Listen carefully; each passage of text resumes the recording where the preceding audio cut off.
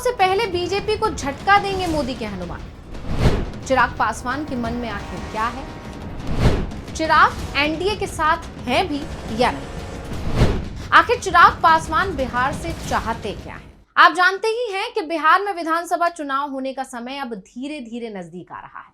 विपक्ष की तैयारियां, महागठबंधन की एकजुटता, इस सबसे तो ये बात साफ पता चल रही है। लेकिन एनडीए के अंदर जिस तरह खींचतान मची हुई है, सहयोगी दल अपना अलग अलग खेल खेल रहे हैं, उससे लग रहा है कि एनडीए में एकजुटता है ही नहीं। यानी एनडीए तो अभी चुनाव पर फोकस कर ही नहीं पा रहा है। विपक्ष को लेकर खबर आ रही है कि कांग्रेस से लेकर तमाम दलों ने सीट बंटवारे से लेकर बाकी सारे फैसले लालू यादव को सौंप दिए हैं। यानी सारे फैसले लालू यादव ही लेंगे और महागठबंधन की कमान राजद प्रमुख के हाथ में। जबकि सत्ताधारी एनडीए के जो सहयोगी दल हैं, वो तो बीजेपी पर भरोसा ही नहीं कर पा रहे हैं। जेडीयू हो या आरएलएम हो या फिर खुद को मोदी का हनुमान बताने वाले चिराग पासवान की एलजेपीआर ही क्यों ना हो, हर कोई अपनी अपनी दावेदारी ठोक रहा है। लेकिन बीजेपी की चिंता इस समय सबसे ज्यादा बढ़ाई हुई है चिराग पासवान ने, क्योंकि पिछले कुछ दिनों में चिराग के कुछ ऐसे बयान सामने आए हैं जिसने सोचने पर मजबूर कर दिया है कि चिराग एनडीए के साथ हैं भी या नहीं है। क्या वो सिर्फ एलजेपीआर को मजबूत करने के लिए चुनाव लड़ रहे हैं? तो इस स्पेशल रिपोर्ट में हम पिछले कुछ दिनों में चिराग की तरफ से दिए गए उन्हीं बयानों की चर्चा करेंगे जिसने अटकलों को जन्म दिया है और बीजेपी की चिंता को बढ़ा दिया है। नमस्कार, मैं हूं अनुषिता। चिराग पासवान मोदी के चहीते हैं, ये बात किसी से छिपी नहीं है और बीजेपी के ही सहयोगियों को ये बात सबसे ज्यादा खटकती भी है। यहां तक कि चिराग की वजह से ही पशुपति पारस ने एनडीए का साथ छोड़ दिया और तो और जीतन राम मांझी भी समय समय पर बीजेपी को ये याद दिलाते रहते हैं कि दलितों में उनका आधार ज्यादा मजबूत। अब बीजेपी को बार बार ये बात याद दिलाने का मतलब साफ है कि वो चाहते हैं कि विधानसभा चुनाव में उन्हें चिराग से ज्यादा सम्मान और तवज्जो मिले। यानी चिराग सभी को खटक रहे हैं और इस बात से अब चिराग भी परेशान है, क्योंकि चिराग भी ये बात जानते हैं कि बिहार में उनकी पार्टी का अभी इतना जनाधार नहीं है कि बीजेपी सिर्फ उनके बलबूते चुनावी मैदान में कूद जाए। उसे सभी सहयोगियों की जरूरत पड़ेगी, इसलिए चिराग के लिए वो सभी को नाराज तो नहीं कर सकती। ऐसे में सभी को साधे रखने के लिए हो सकता है कि बिहार में चिराग को उतनी तवज्जो ना मिले जितने की वो उम्मीद कर रहे हैं। यही नहीं, बीजेपी खुद भी बिहार में दलित वोटों को साधने की कोशिश कर रही है। यानी अगर चिराग और जीतन राम मांझी झटका देते हैं, दबाव बनाते हैं, तो भी बीजेपी को उतना फर्क ना पड़े, ऐसा सोचकर बीजेपी चल रही है। लेकिन इसकी संभावना बेहद कम है, क्योंकि दलित वोटों को साधने के लिए सिर्फ चिराग और जीतन राम मांझी नहीं है, कई पार्टियां चुनावी मैदान में हैं जो दलित वोटर्स पर फोकस कर रही हैं और इसमें बीजेपी का नंबर लगता हुआ बिल्कुल दिखाई नहीं दे रहा है। खैर, आगे बढ़ते हैं। और जिस तरह बीजेपी अब दलितों को साधने की कोशिश कर रही है, उससे चिराग की चिंता और ज्यादा बढ़ गई है। यही वजह है कि चिराग अब बीजेपी पर दबाव बना रहे हैं। यहां तक कि वोटर लिस्ट के गहन पुनरीक्षण मामले में भी चिराग पासवान के तेवर बीजेपी की चिंता बढ़ा रहे हैं, बीजेपी की टेंशन बढ़ा रहे हैं। अब लोक जनशक्ति पार्टी रामविलास के प्रमुख चिराग पासवान बिहार की सभी 243 सीटों पर चुनाव लड़ने की बात कर रहे हैं।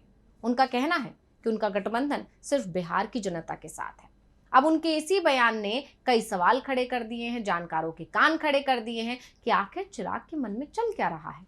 कहीं वो एनडीए से अलग होने का विचार तो नहीं कर रहे हैं या फिर अपने तेवरों से बीजेपी पर प्रेशर बढ़ाना चाहते हैं, क्योंकि ये कोई पहली बार नहीं है, बल्कि केंद्रीय मंत्री चिराग पासवान बार बार बिहार की सभी 243 विधानसभा सीटों पर चुनाव लड़ने की बात दोहरा रहे हैं। चिराग ने पिछले दिनों आरा में नवसंकल्प महासभा को संबोधित करते हुए कहा था कि हमारा गठबंधन सिर्फ बिहार की जनता के साथ है, हम सभी 243 सीटों पर चुनाव लड़ेंगे। और अब सारण पहुंचकर भी चिराग ने अपनी यही बात दोहरा दी है। यही नहीं, बिहार से चुनाव लड़ने का ऐलान करना भी इसी रणनीति का हिस्सा माना जा रहा है, क्योंकि अब वो लगभग हर मंच से ये ऐलान कर रहे हैं कि वो चुनाव लड़ेंगे। अभी हाल ही में उन्होंने सारण की धरती से भी कहा कि चुनाव लड़ूंगा। यही नहीं, चिराग ने व्यवसायी गोपाल हत्याकांड को लेकर प्रशासन को भी कटघरे में खड़ा कर दिया। अब चिराग एक तरफ खुद के चुनाव लड़ने का ऐलान कर रहे हैं, ये कह रहे हैं कि 243 सीटों पर चुनाव लड़ेंगे, और कानून व्यवस्था के मोर्चे पर प्रशासन को भी कटघरे में खड़ा कर रहे हैं। ये सारी चीजें बताती हैं कि चिराग सिर्फ बिहार की जनता को साधने की कोशिश कर रहे हैं और अपनी एक अलग छवि बताने की कोशिश कर रहे हैं कि वो हर चीज में बीजेपी या एनडीए के साथ नहीं है। अब यहाँ गौर करने वाली बात यह भी है कि चिराग ये सब उन जगहों पर जाकर कह रहे हैं जो बीजेपी का मजबूत गढ़ माने जाते हैं, और उनकी अपनी पार्टी वहां जीरो है, यानी चिराग पासवान की पार्टी जीरो है। ऐसे में सवाल उठ रहे हैं कि चिराग पासवान आखिर चाहते क्या हैं? इसके पीछे सीट शेयरिंग की मेज पर बार्गेनिंग पावर एक वजह है या भविष्य का सियासी प्लान भी है? दरअसल पिछले चुनाव में इन इलाकों में बीजेपी का प्रदर्शन कमजोर रहा था। भोजपुर जिले की 7 में से सिर्फ 2 सीटों पर बीजेपी जीती थी। सारण जिले की 10 में से 3 सीटें बीजेपी ने जीती थी। और चिराग पासवान की सक्रियता बीजेपी को यह संदेश देने की रणनीति है कि वो बीजेपी के गढ़ में ही उसके लिए चुनौती बन सकते हैं। साथ ही वो भविष्य में अपनी पार्टी के लिए सियासी जमीन तैयार भी कर रहे हैं। यही नहीं, चिराग पासवान का एक और बयान अब भी सुर्खियों में छाया हुआ है, जिसमें उन्होंने बीजेपी को यह याद दिलाया कि सिर्फ उनकी वजह से रामविलास पासवान एनडीए में शामिल होने के लिए राजी हो पाए थे। दरअसल एक मीडिया इंटरव्यू के दौरान चिराग ने बताया कि जब मैंने पहली बार बीजेपी के साथ गठबंधन करने की बात कही तो पापा ने कहा कि मैं जहर खा लूंगा लेकिन भाजपा के साथ नहीं जाऊंगा। चिराग ने आगे कहा कि इसके बाद मैं महीनों तक पहले चुप रहा, लेकिन घर का बड़ा बेटा होने के नाते मैं समय समय पर उनसे बात करता रहा। अब सवाल ये है कि आखिर बिहार चुनाव से पहले चिराग ने इस बात का खुलासा क्यों किया? क्या वो बीजेपी को अपनी अहमियत का एहसास करवाना चाहते हैं?